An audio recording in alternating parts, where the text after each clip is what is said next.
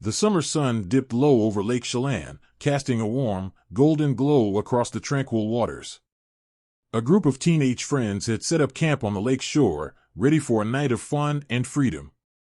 The laughter of Jake, Matt, Emily, Sarah, and Chloe filled the air as they gathered around a crackling campfire, the scent of roasting marshmallows blending with the pine-scented breeze. "Hey, did you guys hear about the dragon of Lake Chelan?" Matt asked, his eyes glinting mischievously as he poked the fire with a stick. "Oh, here we go again with one of your creepy stories," Emily groaned, rolling her eyes. "No, seriously," Matt insisted, "it's a real legend.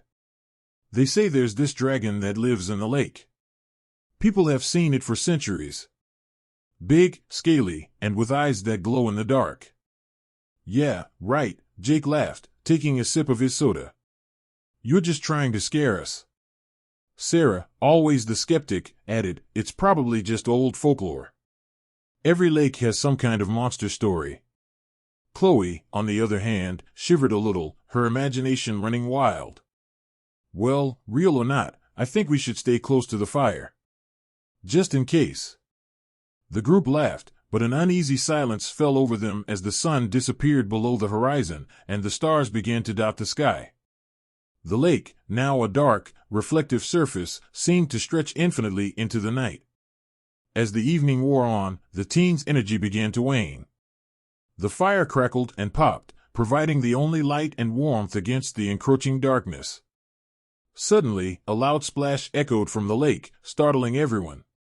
"What was that?" Chloe whispered, her eyes wide with fear. "Probably just a fish," Jake said, though he didn't sound convinced. Emily stood up, peering into the darkness. "Maybe we should go check it out." "You can go if you want," Sarah said, hugging her knees.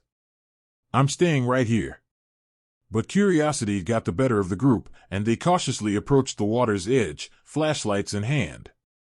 The beams of light danced across the surface, revealing nothing but gentle waves lapping at the shore. "See?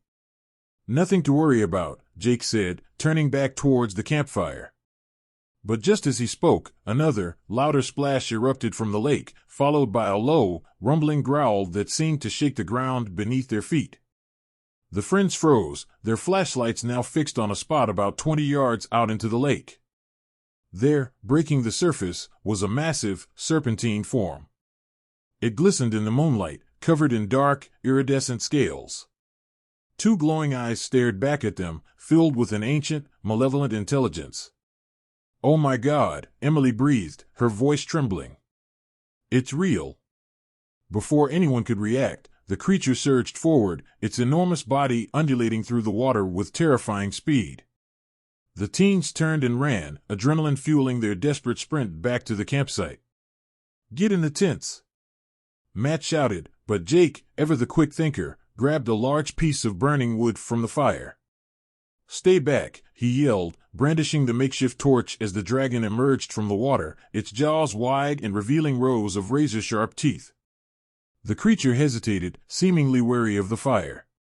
The friends took the opportunity to grab anything they could use as a weapon, sticks, rocks, and more burning wood. They formed a loose circle, the campfire at their center, its flames now their only hope of keeping the beast at bay. For a tense moment, the dragon and the teens faced off.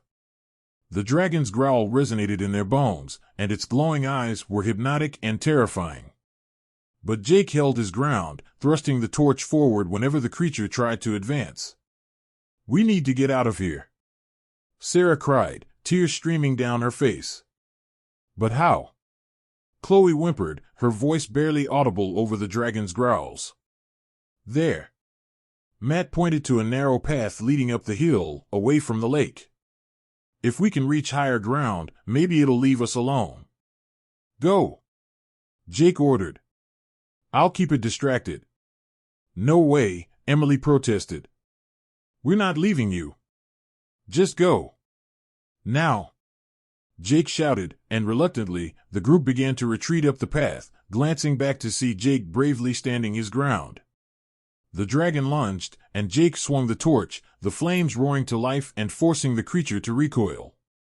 Taking advantage of the moment, Jake turned and sprinted after his friends, the path lit only by the faint glow of their flashlights.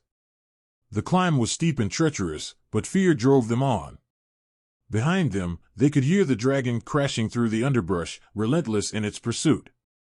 The friends pushed themselves to their limits, their breaths coming in ragged gasps, until finally they reached a rocky outcrop high above the lake. Panting and exhausted, they collapsed onto the ground, their eyes fixed on the path below. For a moment, it seemed like they had escaped. The night was silent, save for their heavy breathing and the distant lapping of the lake against the shore.